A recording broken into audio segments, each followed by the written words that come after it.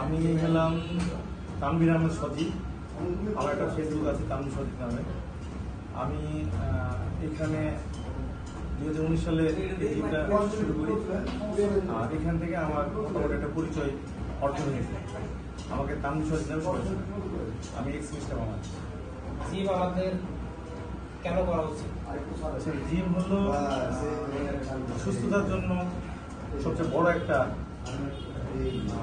Issue. সুস্থ থাকতে হবে। আর মোটামুটি জন্মের 16 থেকে 21 বছর পর থেকে সকলেরই এক্সারসাইজ করবে।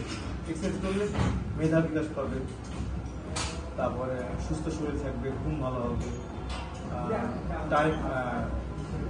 টাইমটা অনেক সুন্দরভাবে সে অবজার্ভ করতে হবে, বা টাইমটা সে ফিল করতে হবে যে আমাকে এই টাইমে এটা করতে হবে, এটা এই টাইমে করতে হবে, এবং ফিটনেসটা ভালো হবে।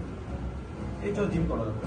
হ্যাঁ, আমি বলবো যে আপনি তো এখন আমাদের জিম বা বডি বিল্ডিং সবই দেখছেন। আপনারা যখন জিম করতেন তখন আপনার সময় বডি বিল্ডিংটা কেমন ছিল? আপনারা তখন খাবার কি করে ইয়ে করতেন, ডায়েট করতেন কি করে, জিমের জন্য কি করে?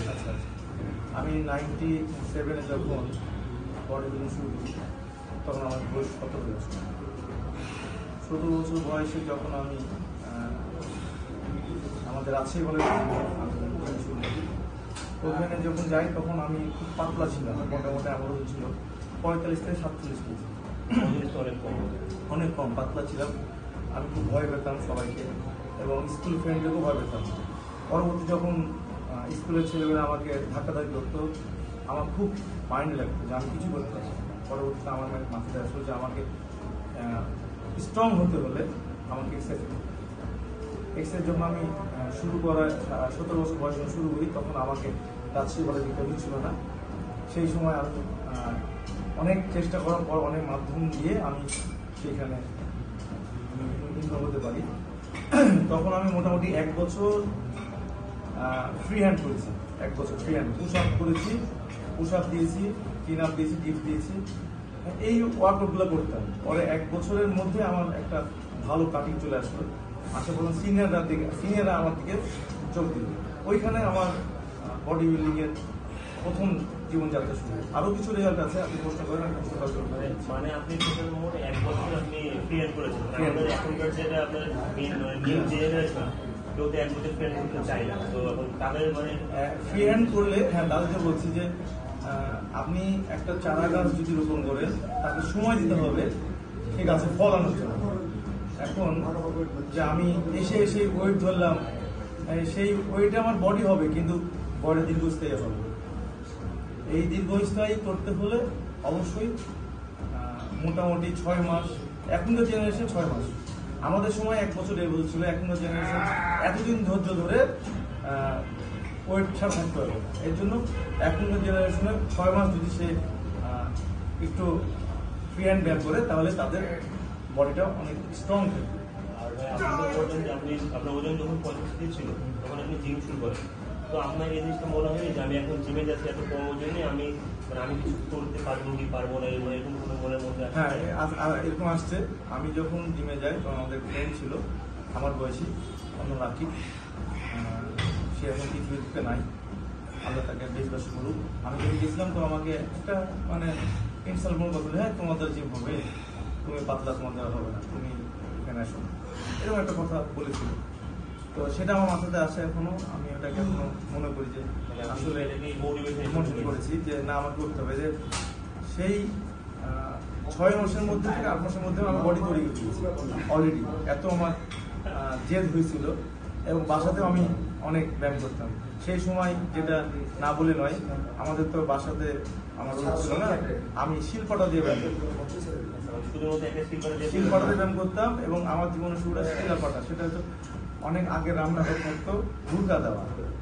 এই ভুট্টা দেওয়া দিয়ে বাড়িতে দুপুরে খাওয়ার আগে, গোসল করার আগে আমি ওখানে পুশ আপ দিয়ে, আর আমাদের জানলা ছিল লোহার জানলা, ওটা আমি ল্যাগ মারতাম। হ্যাঁ, আমরা ল্যাগ মারতাম আর হচ্ছে শিলপাটা দিয়ে এই আমার ওই সময় ওই পরিমাণ কষ্টটা করেছেন বলে আজকে আসতে পেরেছি। আপনার এ পর্যন্ত আপনার বডি বিল্ডিং কেরিয়ারে কি কি অর্জন আছে? আচ্ছা, আমি 1998 সালে আমি স্বাধীনতা দিবস অর্জন করি, সেটা হলো ঢাকাতে। স্বাধীন দিবস অর্জন করি, ঢাকাতে খেলা হয়। সেখানে আমাদের যে বড় ভাই ওস্তাদ মানি, আমি নিজে ওস্তাদ মানি, শিমুল ভাই, ওনাকে দেখে আসলে অনেক ইন্সপায়ার হয়েছি। উনি আমাকে সেখানে খেলাতে নিয়ে গেছিল, স্বাধীন দিবস খেলাতে। তো ঢাকার ছেলেমেয়েরা অনেক অংশগ্রহণ করেছিল, সেখানে আমার ফার্স্ট হওয়ার কথা ছিল, কিন্তু আসলে আমরা উত্তরবঙ্গের আছে ছেলে, যার জন্য আমাকে ফার্স্ট দেয়নি, সেখানে আমার সেকেন্ড দিয়েছিল। তো সেই সময় সবাই আমাকে বললো যে আসলে প্লেসটা আপনারই থাকার কথা, স্বাধীন দিবসে যে খেলা।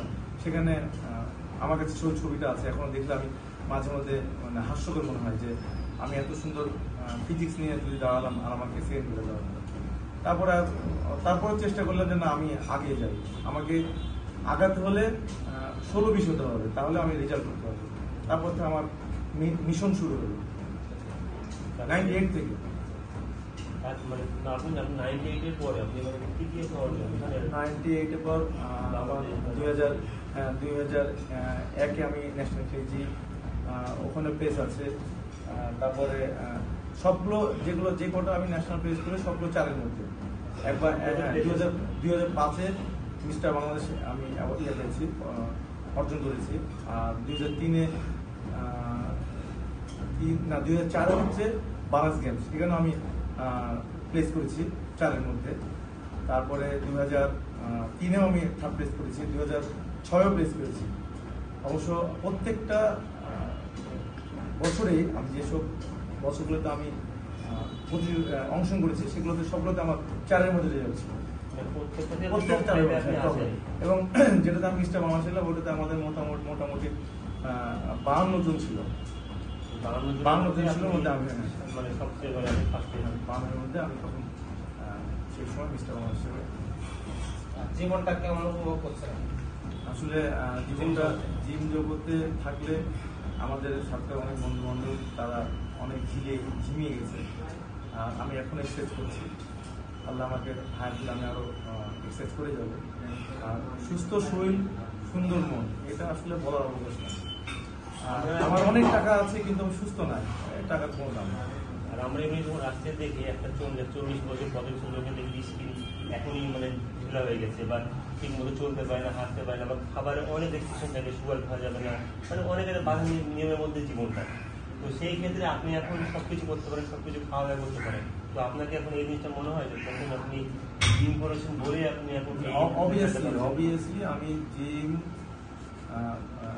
করেছি, এক্সারসাইজ করেছি, আমি খেলাধুলা করেছি, ফুটবল খেলেছি, ক্রিকেট খেলেছি, বডি বিল্ডিং করেছি, আমি অনেক কিছু করেছি বলেই আজকে আমি সুস্থ আছি। আমি মডেলিংও করেছি 2001 সালে।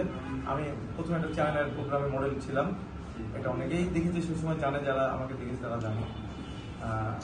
সুস্থ সেই সময় ছিলাম বলে আজকে আমি এখন আমার এই বয়সে আমি এখনো অনেক ক্ষেত্রে ফিট আছি, স্ট্রং আছে। এবং আমি এই জিমের সকল সদস্যকে আমি মোটামুটি চ্যালেঞ্জের মতো করেই আমি এক্সারসাইজ করি, যে আমি এই বয়সে মোটামুটি যারা স্ট্রং ম্যান তাদেরকে আমি চ্যালেঞ্জের মতো করে জানি, এবং তারাও দেখে যে আমার ইয়েতে আছে, আমি লাইভ করি, ফেসবুকে আছে, আবার দেখলেও আপনি যখন মানে আপনি আগে যখন পুশ আপ করতেন, push up deep sit up, তখন আপনি কয়টা করে মারতেন পুশ আপ সিট আপের?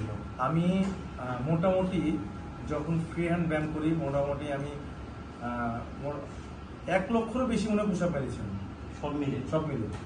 আমি যখন 6 মাস বা 1 বছর করেছি, যে খালি পুশ আপ মারতাম 500 করে 600 করে, প্রত্যেক দিন 500-600 পুশ আপ মারতাম। আর হ্যাঁ, আর একটা আমার রেকর্ড আছে, এটা হয়তো শুনলে অনেক মিথ্যা মনে করতে পারে। আমি ফ্রি স্কট মেরেছি, ফ্রি স্কট 825টা একবারে। হ্যাঁ 825টা। আর হচ্ছে আমাদের সাথে ছিল জাফর নামে একজন, হয়তো বা চিনে, ঢাকাতে আছে জাফর, ও মেরেছিল 975টা। ও মারার মানে এক সেটে ও যখন শুনলাম যে ফ্রি স্কট এক সেটে 975 করে মারলো, তখন আমার কেন জানি বললো যে কেন আমি পারবো না। আমি এক সেটে ফ্রি স্কট মেরেছি 825টা।